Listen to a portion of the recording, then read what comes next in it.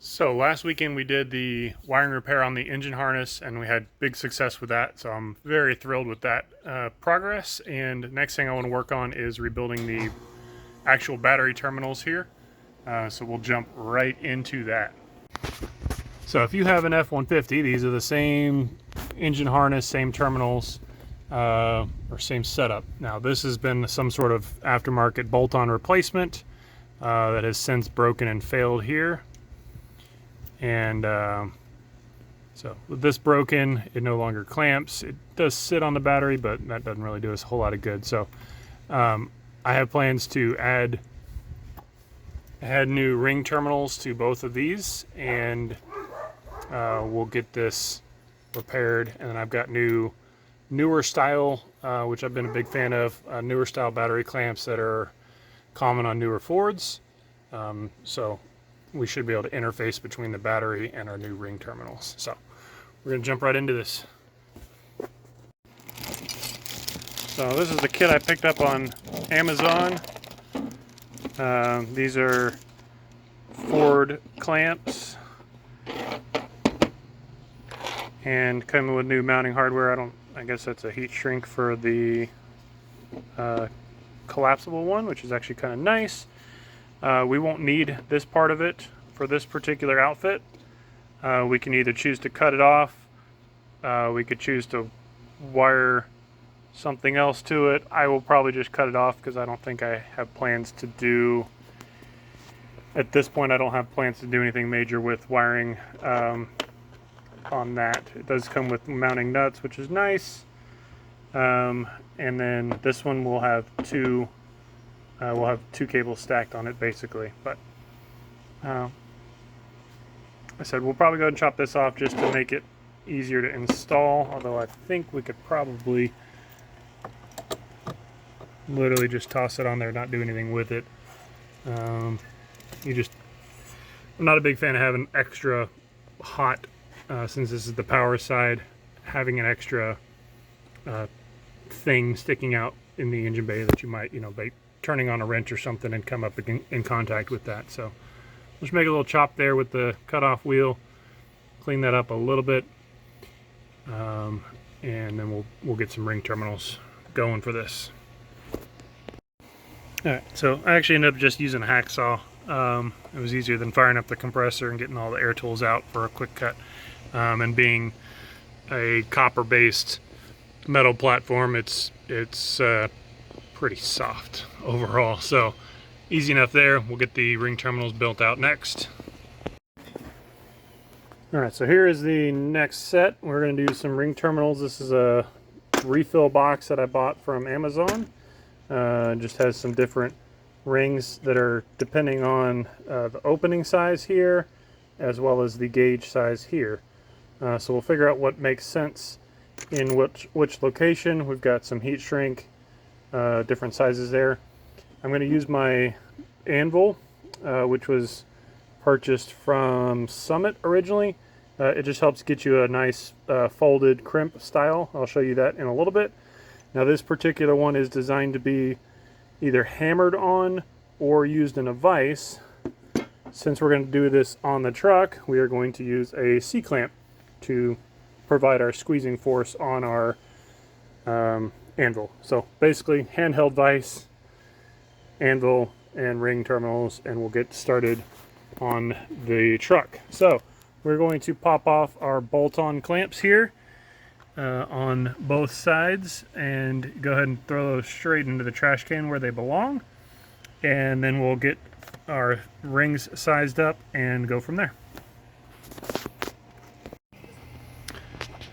Alright, so the first one I got on here is very snug going on. I did have to trim back a little bit of I trimmed off the end of the cable just a little bit to get it squared up, and then I did trim off a little bit more insulation so I get good depth into my sleeve.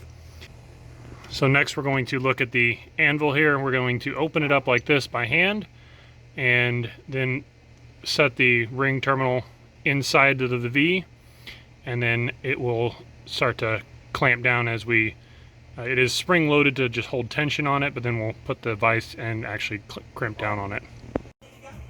Okay, so here's the ring terminal in the vise, and as you can see, the sides will kind of V down, or V up, I guess, and then the center will push down and will kind of fold over as we go. So I'll set the camera down, I'll get the vise, or the C clamp put in here, and then we'll get to tightening this thing down. Alright, so we got this guy clamped down.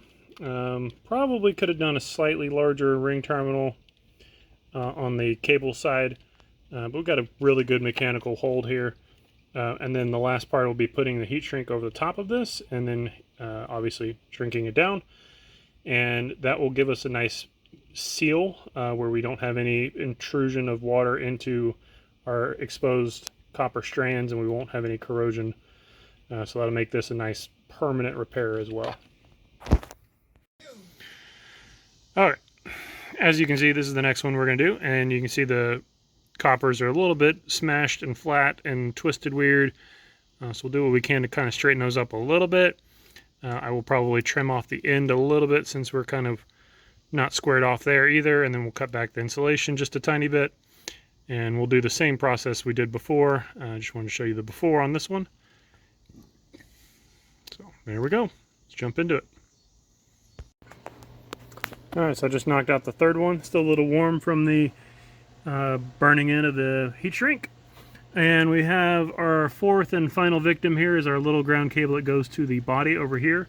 Now this cable is getting kind of short, so I'm almost thinking I might just go ahead and replace this cable altogether. But this process would be the same if you're trying to fix this yourself. You would just kind of reroute it a little bit different, where it's got a shorter path to the battery clamp if you needed to cut a little more length off of it. But I'm going to dig in the box, see what I have as a replacement that's at least that big or bigger, and I'll be right back. Well, I dug in the box and I did not have anything that was perfect without requiring some additional modifications. So I have cables that are the right size per se, but don't necessarily have the right ends on them. Maybe this one might be the closest one we got here. Kind of ugly and rough, but yeah, I dug out all this stuff too. Go ahead and leave me a comment. Tell me, Pat Man, you're a hoarder. But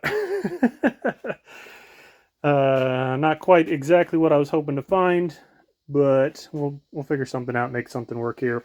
Since this one's already been cut up on the big side, this one might be the next. Hey, look, it's the same clamp. How about that? This one might be a good donor to use. Actually, I think this is the factory clamp off of my 15 donor harnesses, I think. Possibly. But yeah, we might clean this one up and use this guy. Alright, so this is the one off of the Blackwood. So we need to do at least probably about 2 inches longer than the one we took off. And this is the donor cable I selected.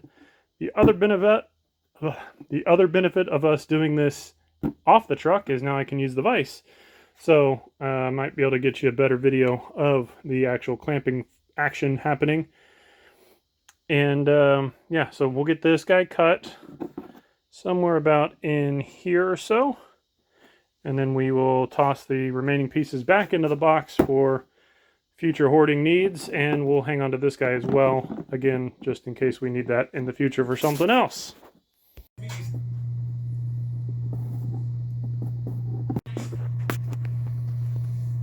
Alright, got the next cable stripped and crimped, ready to go.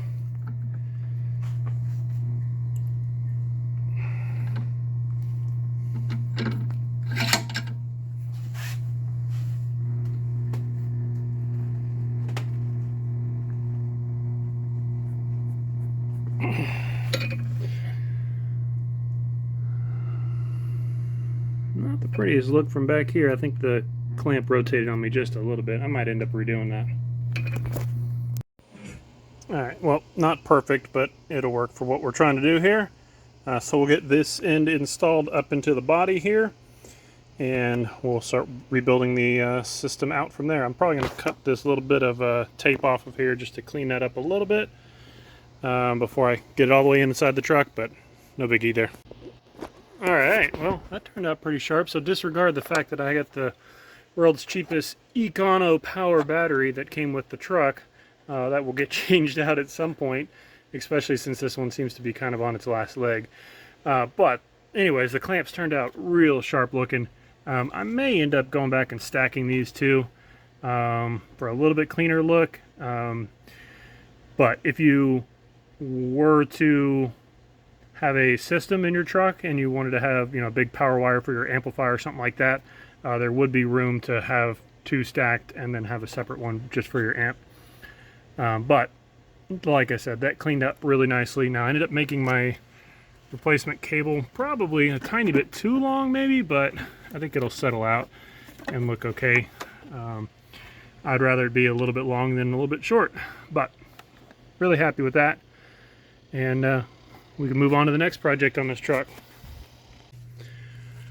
So all in, I had right at an hour and 15 minutes, including digging in the archive box of miscellaneous wires and including shooting video. So you should be able to accomplish this task in less than an hour for sure.